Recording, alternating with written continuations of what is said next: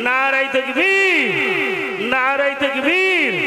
औलादे मुजाद्दिदुज़्ज़मान भाईजान हुजूर किबला, भाईजान हुजूर किबला सिलसिला हक फुरफुरा शरीफ লক্ষ লক্ষ যুবকের আইকন, লক্ষ লক্ষ যুবকের আইকন আমাদের মেহরাব সিদ্দিকী ভাইজান। নারে তাকবীর, নারে তাকবীর। এবং একটি শাল আমাদের সাহেব দিয়ে ভাইজানকে বরণ করে নিচ্ছেন। আল্লাহ পাক কবুল করেন। আরো একবার তাকবীর দেন, নারে তাকবীর। এবং একটু ফুলি তোড়া দিচ্ছেন। আরো একবার তাকবীর দেন, নারে তাকবীর। হুসনি ইউসুফ, আল্লাহ ইউসুফ আলাইহিস সালামকে হুসন দিয়েছিলেন, খুবসুরতি দিয়েছিলেন। সবথেকে সুন্দর নবী ছিলেন হযরত ইউসুফ আলাইহিস সালাম। আবার সব আশিকরা বসে আছে, সঙ্গে সঙ্গে মনে একটা জিনিস খটকা দিচ্ছে, আমাদের নবীর থেকে হচ্ছে কি হচ্ছে না? হচ্ছে ভিতরে। চলুন আমার রাসূল কি বলছে জিজ্ঞাসা করা যাক। হুজুর ইউসুফ আলাইহিস সালাম খুব সুন্দর দেখতে। নবীজি বললেন, হ্যাঁ ইউসুফ আমার ভাই খুব সুন্দর দেখতে। আনা মালিহুন ওয়া আখি ইউসুফ বাইদা। আমি আমার ভাই ইউসুফ ফর্সা ছিল, আর আল্লাহ আমাকে শুধু ফর্সা নয়, আমার মুখটা লাবণ্যময় করেছে। বলুন না সুবহানাল্লাহ। ক্লিয়ার? তাহলে আমার নবী নিজে বলে দিচ্ছেন আমার ভাই সুন্দর দেখতে ছিলেন, আমি লাবণ্যময়। এই কথা হুসনি ইউসুফ নামে ঈসা আলাইহিস সালামকে আল্লাহ ক্ষমতা দিয়েছিলেন। উনি ফুকের মধ্যে মুজজা ছিল, মরা পাখিকে তিনি জিন্দা করে দিয়েছিলেন। मूसा अलैहिस सलाम के जिज्ञासा करा हलो, ए मूसा अगर तुम नबी बने हैं तो कुछ मुजजा दिखाओ। मूसा तुम्हें यदि नबी हुए থাকো কোনো मुजजा दिखाओ। तो मूसा ने कहा, मुजजा देखना चाहते हो तो अपने दाहिने हाथ फसली के नीचे दबाए, जब बाहर निकाले तो सूरज से भी ज्यादा चमके। হাতটাকে বগলের নিচে চেপে ধরলেন, বার করলেন, সূর্যের থেকে বেশি চকচক করতে আরম্ভ করলো। তাই কি লিখছে হুসনে ইউসুফ, ইউসুফ নবীর সৌন্দর্য, দামে ঈসা, ঈসা নবীর ফুঁক, খালি হুজুরদের ফুঁক না, ঈসা নবীরও ফুঁক ছিল। ঈসা নবীর ফুঁক, ইয়াদে বাইদাদারি, মুসা আলাইহিস সালাম হাতের নিচে, ফসলির নিচে হাত চাপা দিয়ে সূর্যের থেকে বেশি চমকেছিল। সব নবীদের খুসুসিয়াত এগুলো মুজজা। কিন্তু আমার রাসূল বলছে আচে খুবা মাহমাদারান তু তানহাদারি, সমস্ত নবীদের মধ্যে যে খুবই ছিল এক আমার মুস্তাফা তোমার একার মধ্যে সব আছে। বলুন না সুবহানাল্লাহ। তো সবার মধ্যে আমার বক্তব্য এটা। দেখুন আমরা দরুদ শরীফ পড়ছি, যে কোনো বিষয় নিয়ে তো আরম্ভ করে দিতে পারি, পারি কি পারি না? আপনি দুনিয়াবি ক্ষেত্রে দেখুন, দুনিয়ার যখন লিডার নেতা আপনাদের সামনে এসে দাঁড়ায়, যে দলের মানুষ সেই নেতার পিছনে যে দাঁড়িয়ে যায়, যখন বলে জিন্দাবাদ, এত জোরে জিন্দাবাদ জিন্দাবাদ বলে গলা শিরা পর্যন্ত দেখা যায়, গলা শিরা পর্যন্ত দেখা যায়। কি দাদা খুশি হবে, নেতা খুশি হবে, লিডার খুশি হবে। সত্যি তাই, দুনিয়ার নেতার নামে জয়ধ্বনি দিন, নেতা খুশি হবে। বাড়িটাকে সুন্দর বলুন, রাজমিস্ত্রি খুশি হবে। রান্না সুন্দর বলুন, বাবুর্চি খুশি হবে। বাগান সুন্দর বলুন, মালিক খুশি হবে। আপনার নিজের পরিবারকে সুন্দর বলুন, স্ত্রী খুশি হবে। নিজের গাড়ি সুন্দর বলুন, মনটা খুশি হবে। কিন্তু মুস্তাফাকে যখন সুন্দর বলবেন, মুস্তাফার নামে যখন দরুদ তুলবেন, তখন মুস্তাফা শুধু নয়, রাসূলের গুণগান করে আল্লাহ রাসূলের উপর দরুদ পড়লে, তার জয়ধ্বনি দিলে আমার আল্লাহ খুশি হবে। জোরে বলুন সুবহানাল্লাহ। কারণ আমার রাসূল কেবলমাত্র পশ্চিমবঙ্গের কোন লিডারের মতো লিডার ছিলেন না, ভারতের বগলি সাম্রাজ্যের কোন শাহেনশাহ বা বাদশার মতো ছিলেন না, ইংল্যান্ডের টনি ব্লেয়ারের মতো ছিলেন না, আমেরিকার ডোনাল্ড ট্রাম্পের মতো ছিলেন না। আমার রাসূল ছিলেন নেতাদের নেতা, শাহেনশাহদের শাহেনশাহ, বাদশাদের বাদশাহ, perhaps the greatest leader of all time was Muhammad। বিশ্বের বুকে সর্বকালের শ্রেষ্ঠ লিডার যিনি ছিলেন, ওটা আমার নেতা, তোমার নেতা, বিশ্বনবী মুস্তাফা। জোরে বলুন সুবহানাল্লাহ।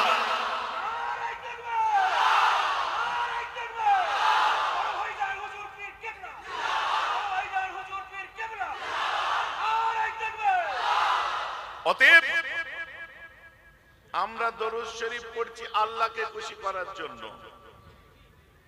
যে গোলামরা গোলামের সাবুত দিয়েছে। বুখারী শরীফ খুলুন, সহিহ রিওয়ায়াত, হুজুররা আছেন, মুফতি সাহেব আছেন, যে আল্লাহ রাসূল কাবা শরীফের সামনে দাঁড়িয়ে আছেন মক্কায়। কখন? হুজ্জাতুল বিদার সময়। আর হজ কি মাসে হয়? জিলহজ মাসে হয়। কোন সময়? মক্কায় অবস্থান করছেন, আরাফা মুজদালিফা মিটে গেছে, মিনায় এসেছেন কুরবানি করে, একদম শেষ লগ্নে হজের এসে পৌঁছেছেন। হঠাৎ করে আমার রাসূল সাল্লাল্লাহু আলাইহি ওয়াসাল্লাম চোখটা বন্ধ করে নিয়ে বলছে, এই আমার সাহাবারা, এটা কোন জায়গা? সব সাহাবারা চুপ। কেন জানতেন না ওটা বালাদুল আমিন? কেন জানতেন না এটা মক্কা? চুপ।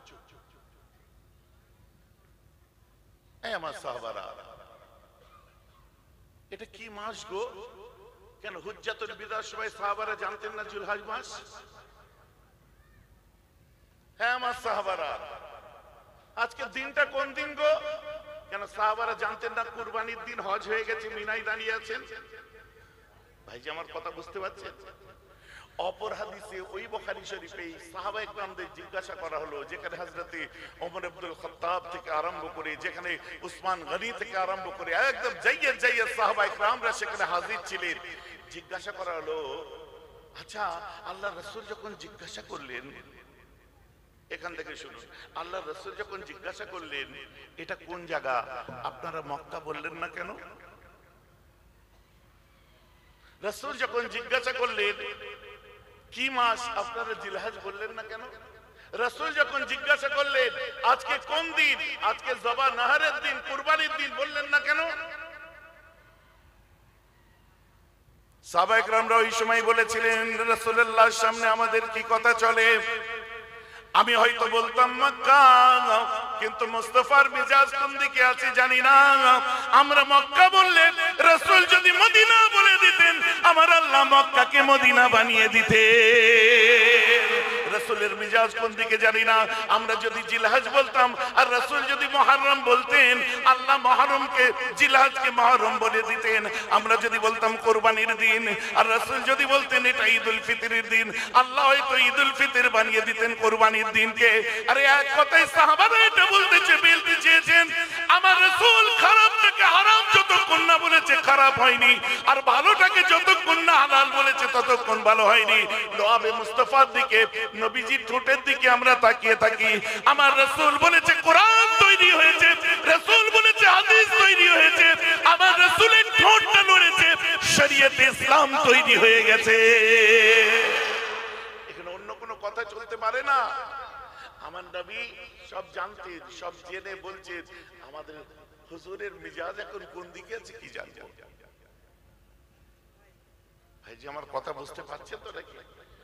তো সমস্ত ইবাদতের মূল হচ্ছে আদাবে রাসূল, হুব্বে রাসূল। সব ইবাদতের মধ্যে যদি নবী প্রেম আপনার মধ্যে না থাকে, ইবাদত আপনার সব বালির বাঁধ হয়ে যাবে,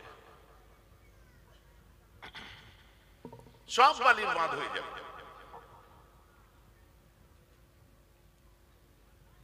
এমন কোন লফজ মুখ দিয়ে উচ্চারণ করা যাবে না যে কথার মধ্যে গুস্তাখি, বেয়াদবির নুক্তা পরিমাণ, চুল পরিমাণ, মাছির মাথা পরিমাণ, ছুঁচের মাথা পরিমাণ যেন কোনো বেয়াদবি না থাকে। যার জন্য সাহাবায়ে কেরামরা রাসূলুল্লাহ চলে আসলে চুপ করে থাকতেন, কথা বলতেন না। আদব কোথায় কি হয়ে যাবে, কোথায় ফুল স্টপ হয়ে যাবে, কোথায় বেয়াদবি হয়ে যাবে। দুনিয়ার নেতার সামনে বেশি কথা বলে ফেললে কত ধমক খেতে হয়, কিন্তু আল্লাহ কোরআন নাযিল করে দিয়েছেন। আম্মা আয়েশা একটু জোরে কথা বলে ফেলেছিলেন, বাইরে থেকে সিদ্দিক একবার তো রেগে উঠেছিলেন, আয়েশা ভিতরে এত জোরে কথা আমার রাসূলুল্লাহর উপরে কে বলছে, তুমি কেন বলছো?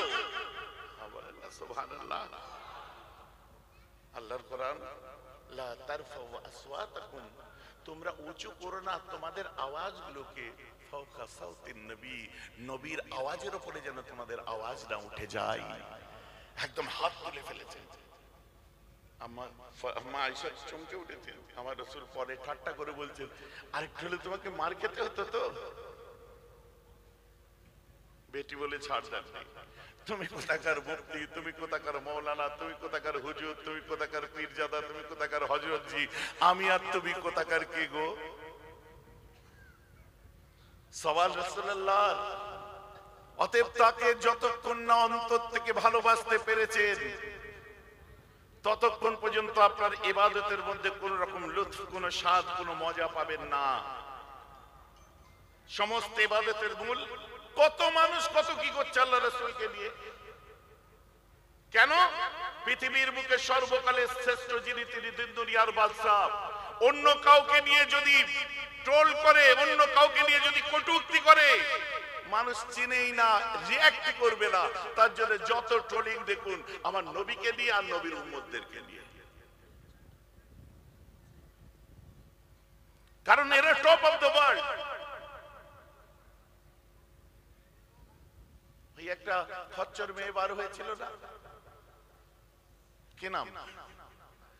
হ্যাঁ, নাম মুসলমানের। তারপরে ফের একটা বার হলো বেশরম শর্মা। আমি এদের নাম নিই না, কারণ এই নাম নিয়ে মানে ফেমাস করা, অর্ধেকের বেশি লোক ভুলে গেছে। তারপরে আরেকটা ওর সঙ্গে সাথ দিল, কি হ্যান্ডেল না কি জেন্ডেল কি ভেন্ডেল কি নাম, মেন্টেন না কি নাম। ইদানিং বার হয়েছে কি একটা বলে কি, হ্যাঁ কি বিড়ি নাকি কি বিড়ি বার হয়েছে, বিড়ি। পরে শুনছি বাবা, আর বাবা হতে গেলে কোয়ালিফিকেশন লাগে না।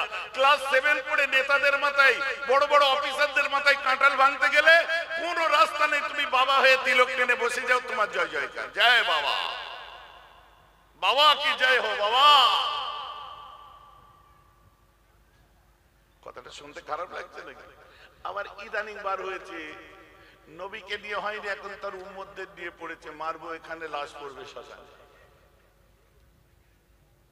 কে গো? মেগা স্টার বানিয়েছিলেন যাকে। ডিসকো ডান্সারের 3টে শো 3টেই দেখেছিলেন। No break no interruption.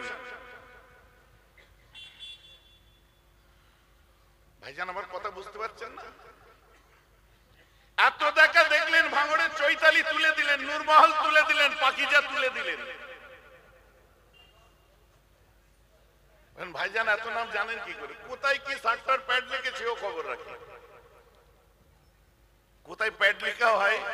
কারণ একসময় ভাঙড়ের অলিগলি এসব রাস্তাঘাট আমায় চিনিয়ে নিয়ে আসছে, তাই আমার যেদিক দিয়ে ঢুকিয়েছে একদম সোজা মরিচার উপর দিয়ে বিজয়গঞ্জ বাজারে বেরিয়ে যাবে। বুঝতে পারছেন? এমন কোন অলিগলি নেই যে অলিগলিতে আমি ঘুরিনি। না হুজুর এখন আর আসেন না কেন? এখন কোথায়, আজ 10 বছরের দিকে আসা কমিয়ে দিয়েছি, কারণ কারো তালে নাচতে পারবো না, কারো কি বলে ঢোলের তালে গাইতে পারবো না। মুস্তাফা গুলামের প্রতিবাদী কথা সারা জীবন বলেছি, তবেই তো মেহরাব সিদ্দিকী।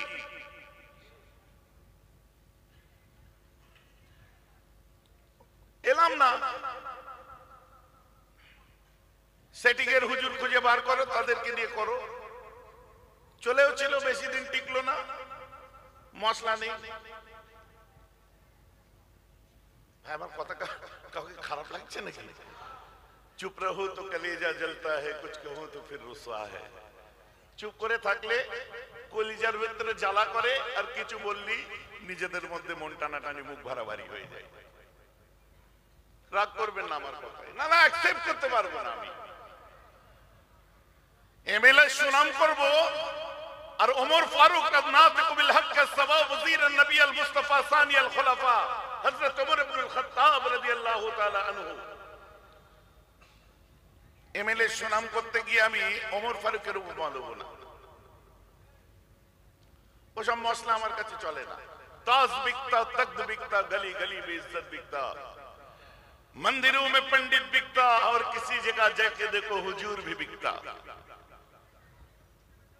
ताज बिकता, तख्त बिकता, गली गली में इज्जत बिकता, मंदिरों में पंडित बिकता, किसी किसी जगह देखो हुजूर भी बिकता।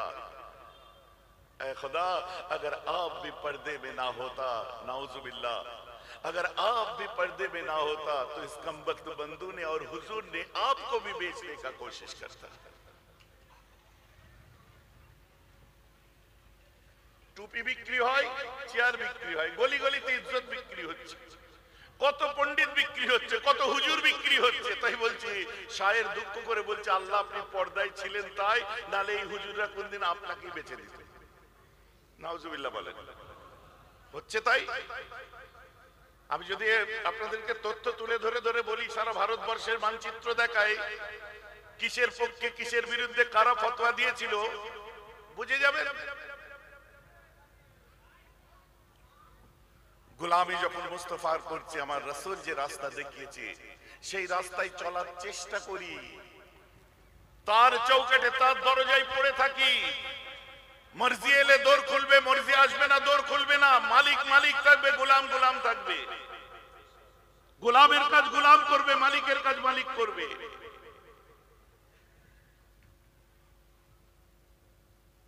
যাকে না পেলে আল্লাহকে চিনতাম না, যাকে না পেলে রাসূলকে চিনতাম না। আজ আমার রাসূল এসেছিলেন বলে নামাজ জানতে পেরেছি, আমার রাসূল এসেছিলেন বলে 5 ওয়াক্ত রোজা জানতে, প্রায় 1 মাস রোজা জানতে পেরেছি। রাসূল এসেছিলেন বলে ধনীদের যাকাত দিতে হবে জানতে পেরেছি। রাসূল এসেছিলেন বলে ধনীদের হজ করতে হবে জানতে পেরেছি। রাসূল এসেছিলেন বলে আল্লাহ ছাড়া কোনো মাবুদ নেই, আর মুহাম্মদুর রাসূল হচ্ছে তার রাসূল, প্রেরিত রাসূল। আমার রাসূল এসে বলেছিলেন তাই জানতে পেরেছিলাম। আজ যদি না মানতাম, কথাটা আবু জেহেল হয়ে যেতাম। কথাটা বুঝতে পারছেন কি পারছেন? কালী বোধহয় কথা হচ্ছে, জাবালে আবু কুবাইসের উপরে রাসূল পাক সাল্লাল্লাহু আলাইহি ওয়াসাল্লাম দাঁড়িয়ে বললেন, তোমাদের কাছে আমি একটা কথা বলতে চলেছি, তোমরা কি মানবে? আগে কথা দাও। কি কথা বলতে চলেছেন? আমার রাসূল বললেন, আল্লাহ ছাড়া কোনো মাবুদ নেই, আর আমি মুহাম্মদ তার রাসূল। যারা মেনেছিল তারা গোলামানে মুস্তাফা হয়েছে, যারা মানেনি তারা আবু জেহেল আবু লাহাব হয়েছে। এর অর্থ কি? আল্লাহ আছে, আল্লাহ ছাড়া মাবুদ নেই, রাসূলুল্লাহ বলেছে, আমরা শুনেছি। আমার মুসলমান খেয়াল করে শুনে রেখে দিন, যুগে যুগে সময়ে সময়ে ইসলামের উপরে, দ্বীনের উপরে একটা সম্প্রদায়কে টার্গেট করে আছে ওয়ার্ল্ড ওয়াইড, সারা বিশ্বব্যাপী।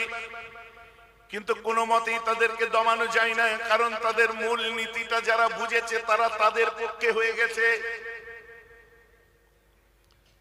আমি আজ কোরআন হাদিস একটু পরে বলবো, কারণ কোরআন হাদিসের ওয়াজ করুন মাশাআল্লাহ, কোরআন হাদিস ইনশাআল্লাহ আলহামদুলিল্লাহ, কোরআন হাদিসের বাইরে কোনো কথা নয়। ভাষান্তর করে আমি কেবলমাত্র বলছি, আমার আল্লাহ আমার রাসূলকে কোরআন পাকের মধ্যে বলে দিচ্ছেন কিনা, পৃথিবীর বুকে রাসূল আমি আল্লাহ আপনাকে মহান আখলাকের অধিকারী করেছি, আমি আপনাকে মহান চরিত্রের অধিকারী করেছি। কোরআন পাকের মধ্যে 29 পারা খুলুন, দেখে নিন। নুন ওয়াল কালামে ওয়া মা ইয়াসতুরুন পড়ো। যাক, অত ইবারত পড়ে পড়ে বিদ্যা দেখাতে আমি আসিনি, কারণ এখন ইবারত পড়ার গরমাগরমি খুব চলছে, বুঝতে পেরেছেন? 2-4 দিন ইবারত পড়তে শিখে বলছে ইবারত পড়তে জানে, এই পড়তে জানে, ওই পড়তে জানে, সব বললাম হুজুর মুফতি প্রফেসর তাদের প্রতি আঙুল তুলে দেওয়া হচ্ছে। জার্সি গরুর দুধেও এত ঝাঁজ, চুলোয় তুললেই ফোঁস করে ওঠে, উতলে ওঠে খালি। বলে কি রে? বলে দুধের ঝাঁজ কি, বাপরে বাপ, চুলোয় তুলতে দেরি নেই, ফুস করে উতলে উঠেছে। তাড়াতাড়ি ফুঁক দে, ফুঁক দে। ফুঁক দিয়ে দেখে মাল তলাই পড়ে আছে। উতলালে হবে না। আপনার হাসছেন কেন? আপনাকে কেস খাওয়াবেন নাকি? আমি তো এমনি ওয়াজ করছি, আমি ইন জেনারেল বলছি। মিস্টার ডেভেনপোর্ট ঠিক এই জিনিসটাই ধরেছিল, কি দ্য অ্যাপোলজি ফর মুহাম্মদ। শোনেন, এই যে বিড়ি টিড়ি এরা আজকাল এসেছে, এর আগে আমার রাসূলের বহু বদনাম করেছিল উইলিয়াম মুরের মতো মানুষেরা, যারা স্যার উপাধি প্রাপ্ত। আমার রাসূলের বদনাম করেছিল ডেভেনপোর্টের মতো মানুষেরা, তাই সে গ্রন্থ লিখেছে, নিজেকে অ্যাপোলোজাইজ করেছে, নিজের ভুল শুধরে দিয়ে বই লিখেছে দ্য অ্যাপোলজি ফর মুহাম্মদ সাল্লাল্লাহু আলাইহি ওয়াসাল্লাম। মুহাম্মদ সম্পর্কে যত ভুল ধারণা ছিল সেই ভুল সংশোধনের জন্য বই লিখলাম। সুবহানাল্লাহ। কারণ তারা পড়ালেখা জানতো তাই করেছে। আর এরা ক্লাস 7 পাস বাবা, ও কি করবে, তিলক টানলি হুজুর হয়ে গেছে, তো নবীজির বদনাম করবেই। কারণ একটাই শর্টকাট উপায়, তাড়াতাড়ি করে বেশি কিছু মানে ফেমাস হতে গেলে মুসলমানদের বিরুদ্ধে বলো। মেগাস্টার কি বলে, disco dancer, I M A disco dancer, সেও আরম্ভ করে দিয়েছে। বলে মুখে বলবো না, যা যা করার সব করব, ধরে নিন এর মধ্যে সব কিছুই আছে। তিস্তার পানিতে নাকি কেটে ফেলে দেবে, না হলে পুঁতে দেবে। ইয়া আল্লাহ, নিজে উঠে দাঁড়াতে পারছে না, ঠক করে কাঁপছে, বলে পুঁতে দেবে। আরে রিয়েল লাইফ আর রিয়েল লাইফে তফাৎ আছে। আমি তো তাই চিৎকার করে বলেছিলাম, ভারতবর্ষের বুকে বাস করি, কোন কিরায়াদার নয়। ভারতবর্ষের জমিনে বাস করি, কোন ভাড়াটিয়া নয়। আমরা ভারতবর্ষে বাস করি, বাই ডিফল্ট জন্ম ভারতে নিয়েছি, কিন্তু বাই চয়েস আমরা ইন্ডিয়ান, বাই চান্স আমরা ইন্ডিয়ান নয়। আপনি মাথায় এরকম দিল্লির বুকে চলে যান, যাদেরকে নিয়ে আজ কটূক্তি করছে মেগাস্টারকে আমি বলছি, ইন্ডিয়া গেটের নিচে যখন আপনার দলের প্রধানমন্ত্রী দাঁড়িয়ে মশাল জ্বালায়, ওই মশালে দেখতে পাবেন ওপরের দিকে আস্তে আস্তে ভাই ও বাহন বলে মাথা তোলে। কারণ ওই দিল্লির ইন্ডিয়া গেটে ৯৭,০০০ শহীদের নাম লেখা আছে, যারা ভারতের জন্য, মাতৃভূমির জন্য, হিন্দুস্তানের জন্য রক্ত দিয়েছে, জীবন দিয়েছে। তার মধ্যে শিখেদের নাম আছে, ইসাইদের নাম আছে, আদিবাসীদের নাম আছে, দলিতদের নাম আছে, যার মধ্যে নাম আছে হিন্দুদের। এবং ওই ৯৭,০০০-এর মধ্যে কেবলমাত্র মুসলমানদের ৬৫,০০০ শহীদের নাম লেখা আছে। জোরে বলুন সুবহানাল্লাহ।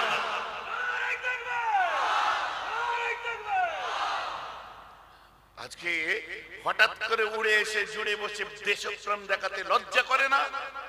আর আমি আমার বাংলার মুসলমান, হিন্দু সমস্ত সম্প্রদায়কে বলি,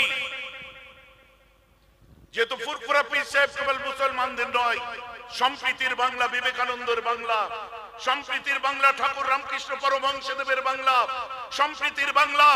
এই বাংলায় শারদা মায়ের আতুর ঘর, এই বাংলায় আছে মা রাজবল্লভী মন্দির, এই বাংলায় আছে বাবা তারকনাথের মন্দির। হিন্দু সম্প্রদায়ের মানুষদের ধর্ম শিখতে যোগী আদিত্যনাথের বাঁদরের কি প্রয়োজন আমি তো বুঝে উঠতে পারি না। আমার তো মনে হয় মর্যাদা পুরুষোত্তম শ্রীরামের হনুমানই আমার দেশের হিন্দু সম্প্রদায়ের মানুষের জন্য যথেষ্ট। আর তিনি এসেছিলেন পৃথিবীর বুকে সবার জন্য, কল্যাণের জন্য। এটা আপনি আজ অস্বীকার করছেন। একটা জাতিকে আপনি অস্বীকার করে, একটা জাতিকে ছোট করে, তেমন নাকি আমাদেরও ধর্ম শিখার জন্য জামিয়া সালাফিয়ার দরকার নেই, আমাদেরও ধর্ম শিখার জন্য কোন আপনার নাম ভাঙানো ধর্মিকের দরকার নেই, লাদেনের দরকার নেই, দাউদ ইব্রাহিমের দরকার নেই, আপনার মাসুদ আজহারের দরকার নেই, ওইসব উলফল জিনিস এদের দরকার নেই।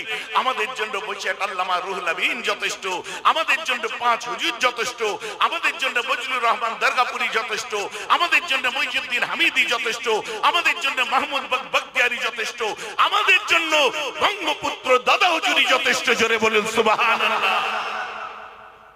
ভাই যে আমার কথা আপনারা বুঝতে পারছেন তো? লাল সালুর ঐতিহ্যের আমার হিন্দু মুসলমানের বাংলা, যে বাংলার আমার হিন্দু সম্প্রদায়ের ভাইরা নারায়ণের ভক্ত, লাল সালুর বাংলা বলা হয়ে থাকে। সেখানে ধর্ম শিখতে অন্য রাজ্য থেকে রাজনীতিবিদ এনে আমাদের ধর্মীয় চেতনা জাগাতে হবে। তাহলে বিবেকানন্দের শ্রম কোথায় গেল? গৌরাঙ্গ মহাপ্রভুর শ্রম কোথায় গেল? তাহলে কোথায় গেল? আমাদের যদি জামিয়া সালাফিয়া থেকে এসে নতুন করে ধর্ম শিখতে হয়, তাহলে এতদিন মুজাদ্দেদে জামানের খেদমত কোথায় গেল? এতদিন ধরে আমাদের কি বলে আল্লামা হুজুরের খেদমত, দাদুজানের খেদমত, মেজে হুজুর কেবলার কোথায় গেল? ৫ হুজুরের খেদমত কোথায় গেল? ভাই যে আমার বক্তব্য বুঝতে পারছেন তো? এইসব কিচ্ছু নয়, সুরসুরি দেওয়া। আর জাগা মতো সুরসুরি লেগে গেলি চুলকে ঘা। কারণ এরা তো কনফার্ম হয়েই গেছে যে ওদের আর আমরা একটাও পাবো না। এখন সব ধর্মীয় ইস্যু নিয়ে উপনির্বাচন চলছে, ধর্মীয় ইস্যু নিয়ে সব ময়দানে নেমেছে। যাও ধর্মীয় ইস্যু নিয়ে পেট্রোল পাম্পে যেয়ে বলো আমি ধর্ম নিয়ে রাজনীতি করি, আমার তেলটা ভরে দাও, পয়সা দেওয়া যাবে না, দেবে? ট্রেনে উঠে বড় আমি ধর্ম নিয়ে রাজনীতি করি, আমার টিকিট লাগে না।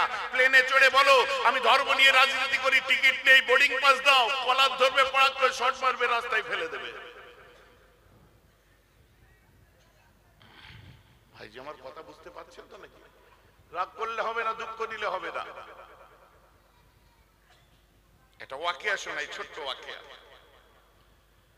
আমার রাসূল দিন দুনিয়ার শাহিনশাহ আকায়ে নামদার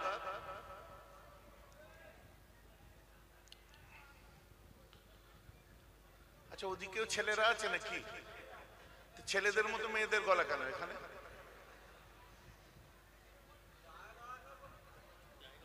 ছেলেরা এদিকে চলে এসো, জায়গা হয় না, মেয়েদের ওখানে বসো না, ঘুম মারবে।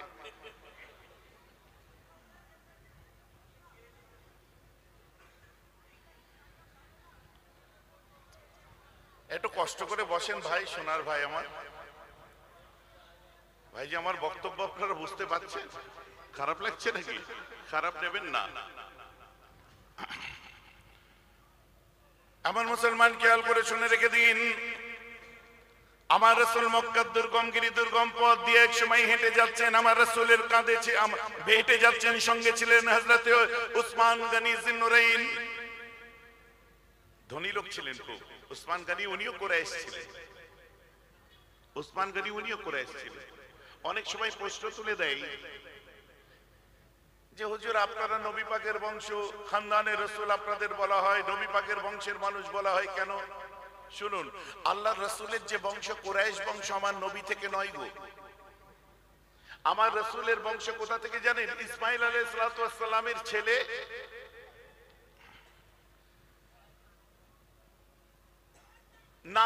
নাবেদের ছেলে বাদ ইবনে আদনান, তার নপুরুষে জন্মগ্রহণ করেছিলেন গালিব ইবনে ফিহর। এই গালিব ইবনে ফিহরের একটা দেশে মানে মাথায় ঢুকলো যে আমি আত্মহত্যা করব।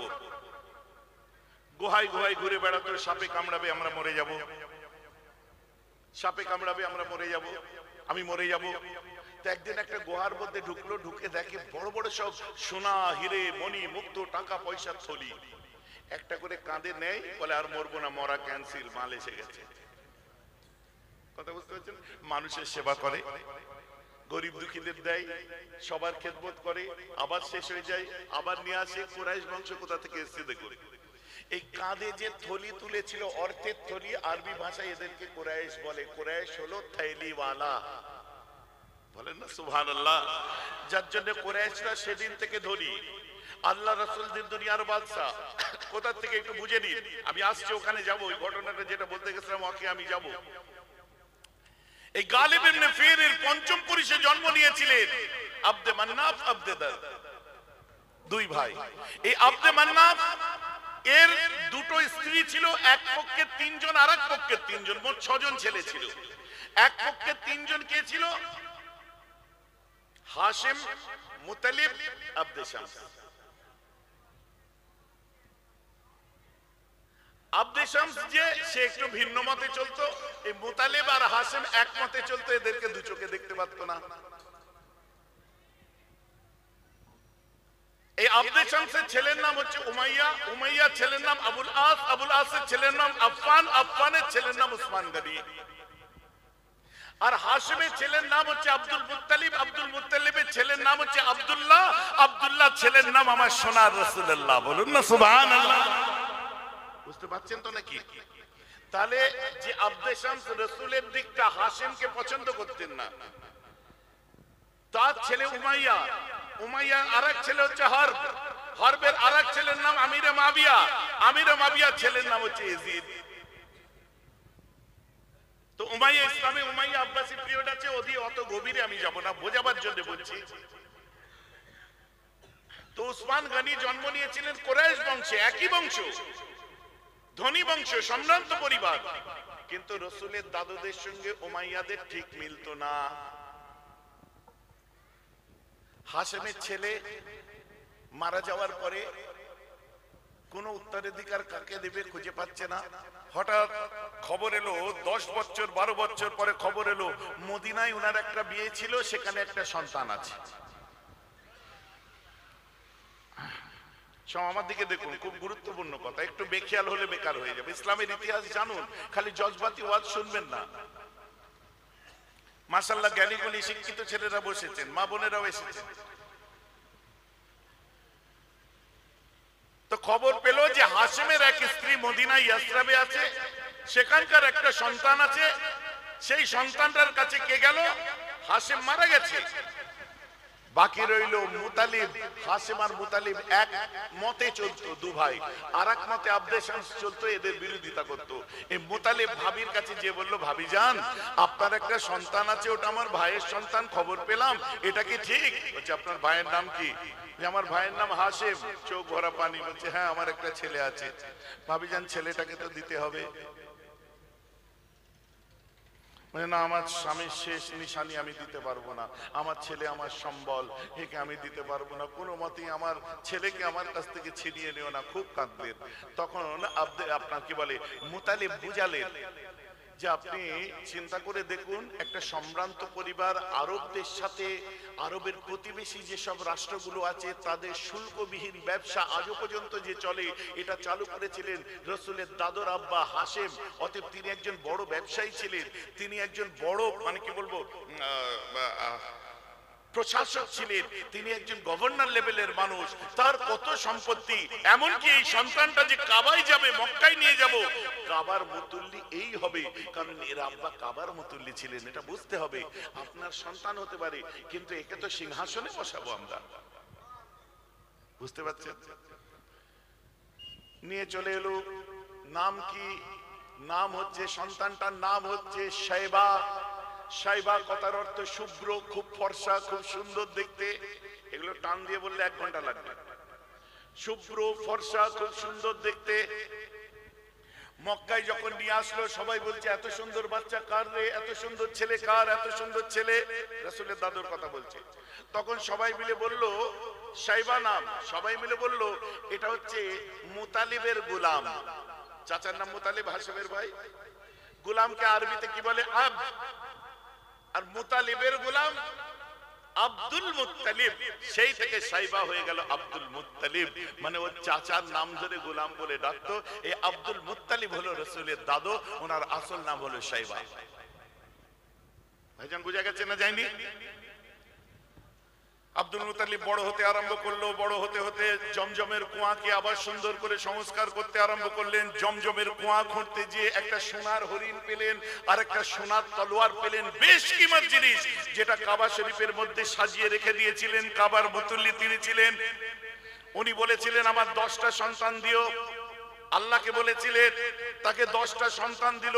এক মায়ের পেটে 2 ভাই, একজন হচ্ছে আবু তালেব আর একজন আব্দুল্লাহ। আবু তালেব হযরতে আলীর আব্বা, আব্দুল্লাহ নবীজির আব্বা। এখানে একটা অনেক বড় ঘটনা আছে, সময় যাবে বলবো না, পরে শুনে নেবেন। সব থেকে ছোট সন্তান যে আব্দুল্লাহ, তার বিয়ে দিলেন কে? Abdul Muttalib. কোন ফ্যামিলিতে? কুরাইশ বংশেরই একটা সম্ভ্রান্ত, যে ফ্যামিলির মেয়েরা খুব পর্দানিশীল, সুন্দর হয়, খুব হিজাব আলী হয়, সেই ফ্যামিলিটার খানদানটার নাম হলো জোহরি খানদান। কার মেয়ে ছিলেন? আব্দুল ওয়াহাব। তার নাম ছিল আব্দুল ওয়াহাব জোহরি।